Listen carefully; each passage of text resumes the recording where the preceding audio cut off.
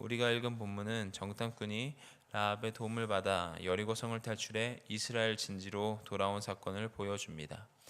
당시에 여리고의 병사들은 이스라엘의 정탐꾼을 잡으려고 혈안이 되어 있었습니다. 그 이유는 여호수아 2장 9절에서 잘 알 수가 있습니다.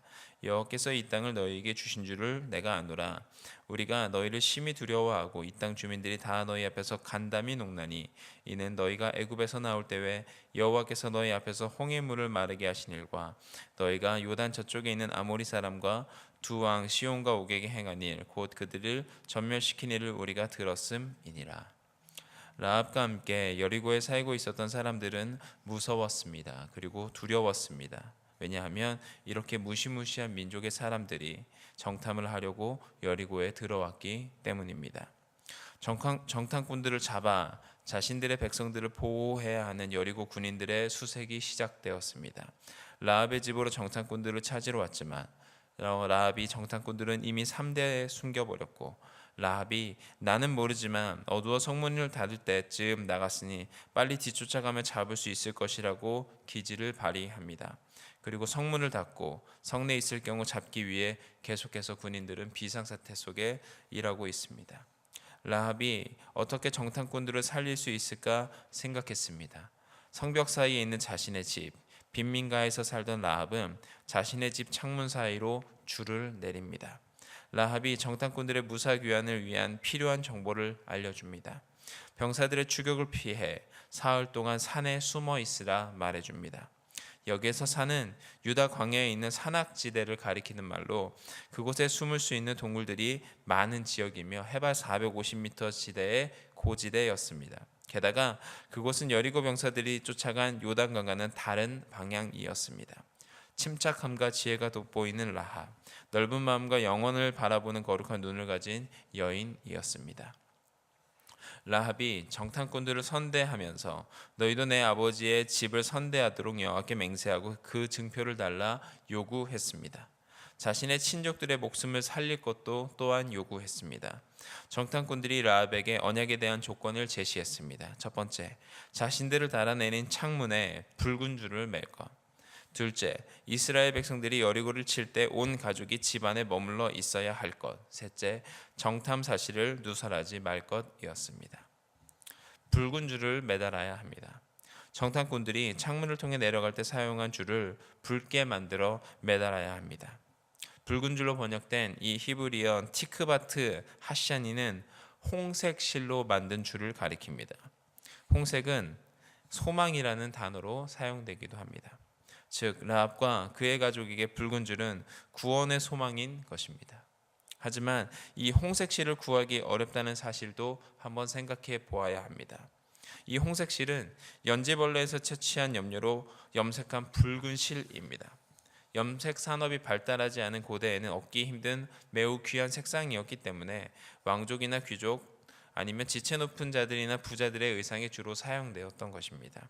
또한 성막의 제1덮개, 제사장의 에봇, 대제사장의 옷, 솔로몬 성전의 휘장 등 성물들 제작에 사용되었던 것입니다.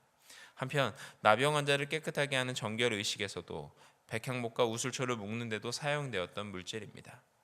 라합의 입장에서 이 붉은색 염료를 구하는 일이 쉬운 일은 아니었을 것입니다. 부자들에게만 허락된 색상, 값비싼 물건이기 때문입니다.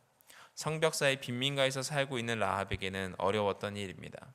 어쩌면 자신이 가진 전 재산을 긁어 모아도 살 수 없을지도 모르지만 우리는 성경을 통해 라합이 그 염려를 가지고 있었거나 혹은 구했을 것이라는 결론을 내릴 수 있습니다.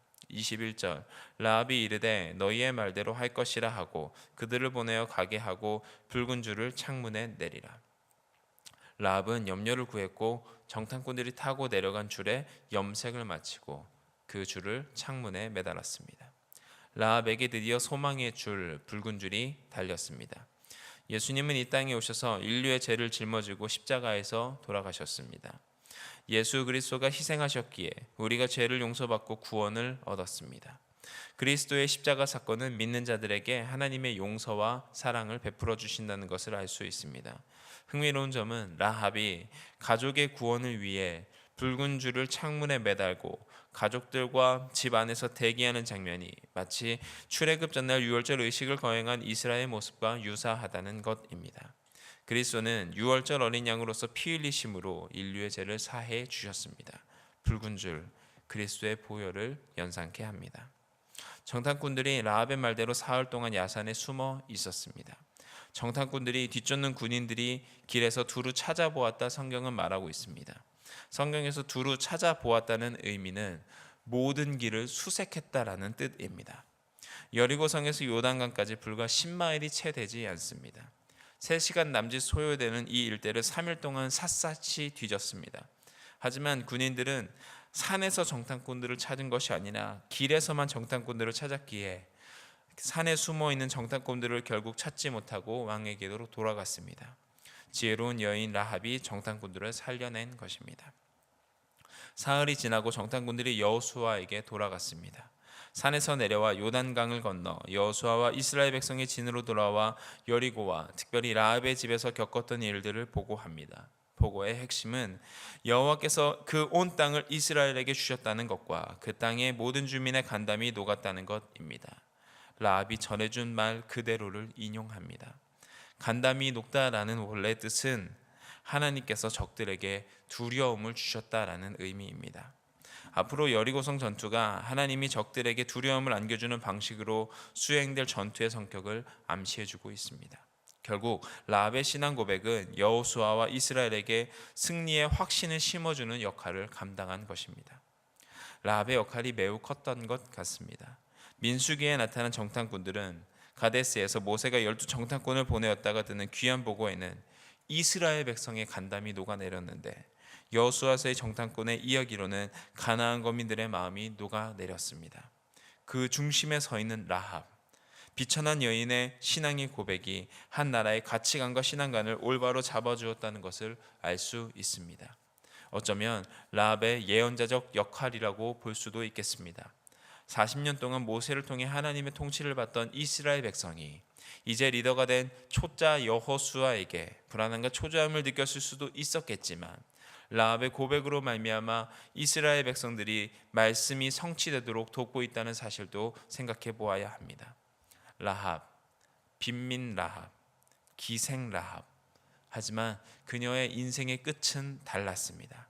이 땅에서나 기생이라고 가난한 여자였다고 평가하지만 성경은 그녀를 세상적 기준으로 평가하지 않습니다.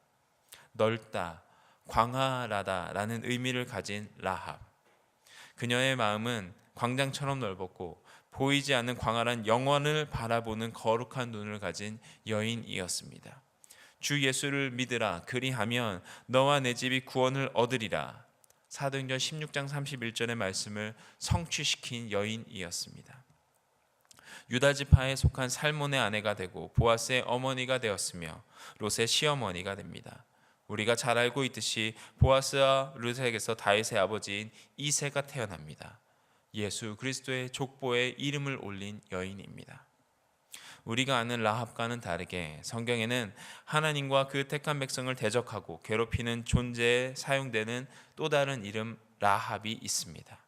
욥기 9장을 통해 살펴보면 하나님께서는 이 라합을 살육하셨고 이사야서 51장을 통해 살펴보면 찢어 토막을 내십니다. 라합의 또 다른 뜻, 자랑하다, 거만하다라는 뜻입니다. 어쩌면 우리가 라합의 경계에 서 있을지도 모릅니다. 하나님의 존재를 인정한 이방 여인으로서 예수님의 족보에 오른 지혜로운 라합, 아니면 교만하고 거만하여 하나님께서 물리치시는 존재로서의 라합. 우리가 어떤 삶을 사느냐에 따라 주님이 기억하시는 인생의 의미는 달라질 것입니다. 간담이 녹는 상태에서도 정탐꾼들을 선대함으로 여호와를 섬겼던 라합, 더 이상 기생이 아닌 신분이 바뀐 인생을 살았음을 우리는 성경을 통해 잘 알 수 있습니다. 우리도 라합과 같은 인생 살았으면 좋겠습니다. 이 땅에서의 세상 평가에, 세상 스펙에, 경력과 학력에 목매어 사는 인생이 아닌 라합과 같이 하나님의 관점으로 세상을 바라볼 때 기적을 경험하는 인생, 생명과 소망의 붉은 줄을 내려 이방인으로서 구원을 경험하고 믿음으로 하나님을 선택하는 인생, 보혈의 공로로 덧입혀 하나님의 관점으로 판단하는 인생, 하나님께 쓰임받는 귀한 인생을 사는 저와 여러분들이 되시기를 주님의 이름으로 축원드립니다. 기도드리시겠습니다. 기생 라합과 같이 하나님의 편에 서서 두려운 마음을 가지고 사는 인생이 아닌 주님께서 주신 그 마음으로 살아갈 수 있도록 그 붉은 줄 십자가의 보혈 의지하며 살 수 있는 우리 모두들 될 수 있도록 주님 인도하여 주옵소서. 예수 그리스도의 이름으로 기도드립니다.